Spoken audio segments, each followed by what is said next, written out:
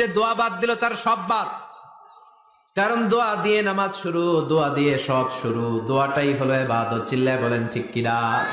আর দোয়া ও সিলাহুল মুমিন, দোয়া হচ্ছে মুমিনের উইপেন, অস্ত্র, মুমিনের বড় অস্ত্র। যেখানে সবকিছুর দৌরাত্ম্য শেষ, ওইখানে দোয়ার দৌরাত্ম্য শুরু।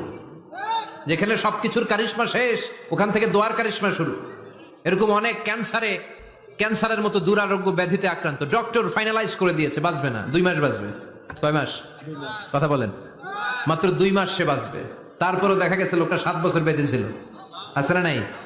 দোয়া, the power of দোয়া। Everything is pre-written, but by supplication is it's rewritten.